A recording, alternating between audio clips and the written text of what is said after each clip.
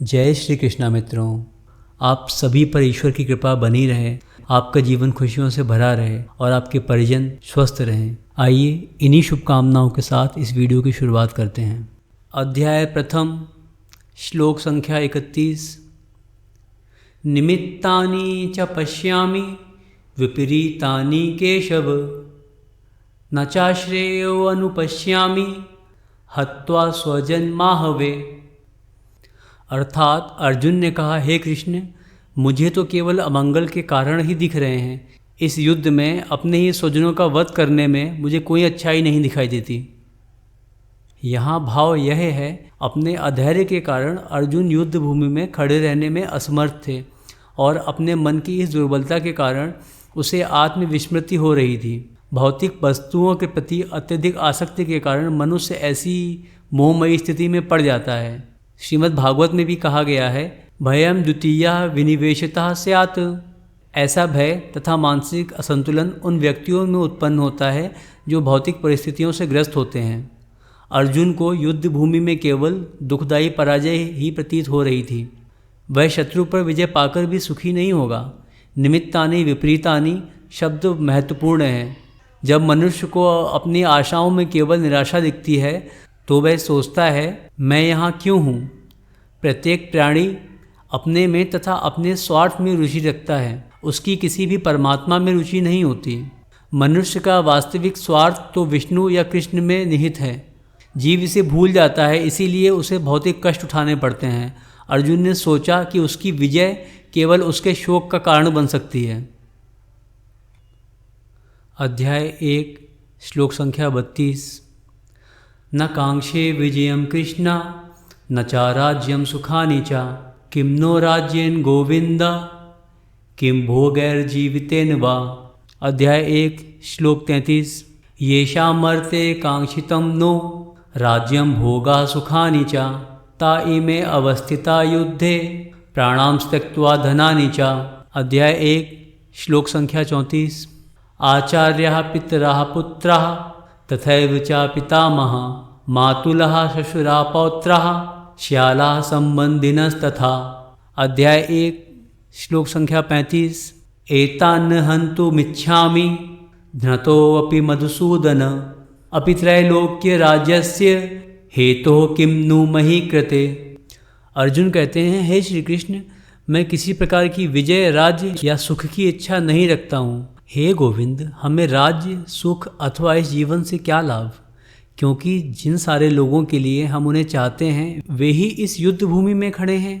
हे मधुसूदन, जब गुरुजन, पितृगण, पुत्रगण, पितामह, मामा, ससुर, पौत्रगण, साले तथा अन्य सारे संबंधी अपना धन एवं प्राण देने के लिए तत्पर हैं और मेरे समक्ष खड़े हैं, तो फिर मैं इन सबको क्यों मारना चाहूँगा, भले ही वे मुझे क्यों ना मार डालें। हे जीवों के पालक, मैं इन सबों से लड़ने को तैयार नहीं, भले ही बदले में मुझे तीनों लोग क्यों ना मिलते हों।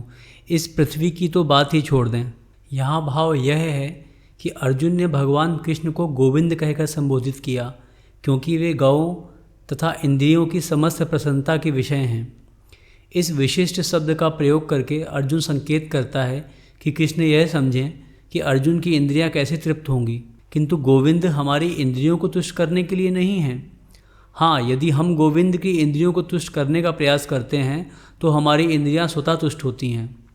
भौतिक दृष्टि से प्रत्येक व्यक्ति अपनी इंद्रियों को तुष्ट करना चाहता है और चाहता है कि ईश्वर उसके आज्ञा पालक की तरह काम करें, किंतु ईश्वर उनकी तृप्ति वहीं तक करते हैं जितने के वे पात्र होते हैं, उस हद तक नहीं जितना वे चाहते हैं। किंतु जब कोई इसकी विपरीत मार्ग ग्रहण करता है, अर्थात जब वह अपनी इंद्रियों की तृप्ति की चिंता न करके गोविंद की इंद्रियों की तुष्टि करने का प्रयास करता है, तो गोविंद की कृपा से जीव की सारी इच्छाएं पूर्ण हो जाती हैं। यहाँ पर जाति तथा कुटुंबियों के प्रति अर्जुन का प्रगाढ़ स्नेह आंशिक रूप से इन सबके प्रति उसकी स्वाभाविक करुणा के कारण है, अतः वह युद्ध करने के लिए तैयार नहीं है। हर व्यक्ति अपने वैभव का प्रदर्शन अपने मित्रों तथा परिजनों के समक्ष करना चाहता है, किंतु अर्जुन को भय है कि उसके सारे मित्र तथा परिजन युद्ध भूमि में मारे जाएंगे और वह विजय के पश्चात उनके साथ अपने वैभव का उपयोग नहीं कर सकेगा। भौतिक जीवन का यह सामान्य लेखा जोखा है, किंतु आध्यात्मिक जीवन इससे सर्वथा भिन्न होता है। चूँकि भक्त भगवान की इच्छाओं की पूर्ति करना चाहता है अतः भगवद इच्छा होने पर वह भगवान की सेवा के लिए सारे ऐश्वर्य स्वीकार करता है, किंतु यदि भगवद इच्छा ना हो तो वह एक पैसा भी ग्रहण नहीं करता। अर्जुन अपने संबंधियों को मारना नहीं चाह रहा था और यदि उनको मारने की आवश्यकता हो तो अर्जुन की इच्छा थी कि कृष्ण स्वयं उनका वध करें। इस समय उसे पता नहीं है कि कृष्ण उन सबों को युद्ध भूमि में आने से पूर्व भी मार चुके हैं और अब उसे निमित्त मात्र बनना है। इसका उद्घाटन अगले अध्यायों में होगा। भगवान का असली भक्त होने के कारण अर्जुन अपने अत्याचारी बंधु बांधवों से प्रतिशोध नहीं लेना चाहता था, किंतु यह तो भगवान की योजना थी कि सबका वध हो।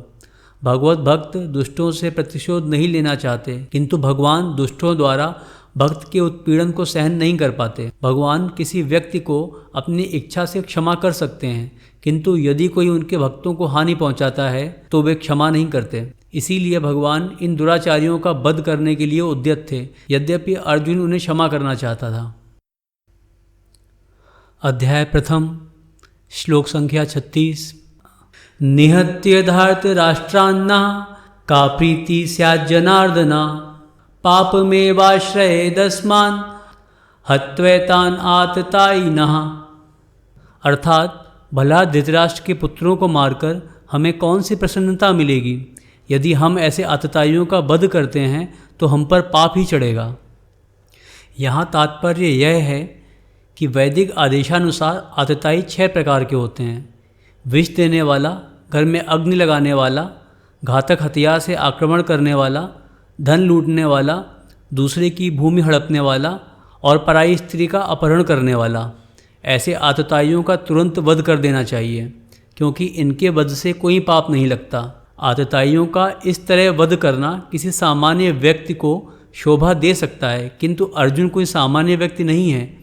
वह स्वभाव से साधु है, अतः वह उनके साथ साधुवत व्यवहार करना चाहता था, किंतु इस प्रकार का व्यवहार क्षत्रिय के लिए उपयुक्त नहीं है। यद्यपि राज्य के प्रशासन के लिए उत्तरदायी व्यक्ति को साधु प्रकृति का होना चाहिए, किंतु उसे कायर नहीं होना चाहिए। उदाहरणार्थ, भगवान राम इतने साधु थे कि आज भी लोग राम राज्य में रहना चाहते हैं, किंतु उन्होंने कभी कायरता प्रदर्शित नहीं की। रावण आतताई था क्योंकि वह राम की पत्नी सीता का अपहरण करके ले गया था, किंतु राम ने उसे ऐसा पाठ पढ़ाया जो विश्व इतिहास में बेजोड़ है। अर्जुन के प्रसंग में विशिष्ट प्रकार के आतताइयों से भेंट होती है। ये हैं उसके निजी पितामह, आचार्य, मित्र, पुत्र, पौत्र इत्यादि।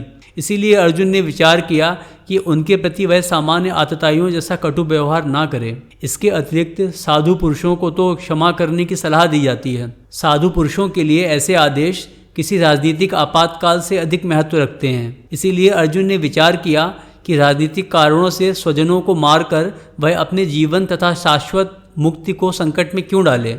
अर्जुन द्वारा कृष्ण को माधव अथवा लक्ष्मीपति के रूप में संबोधित करना भी सार्थक है। वह लक्ष्मीपति कृष्ण को यह बताना चाह रहा था कि वे ऐसा काम करने के लिए प्रेरित ना करें जिससे अनिष्ट हो, किंतु कृष्ण कभी भी किसी का अनिष्ट नहीं चाहते, भक्तों का तो कदापि नहीं। शेष चर्चा आगे। राधे राधे।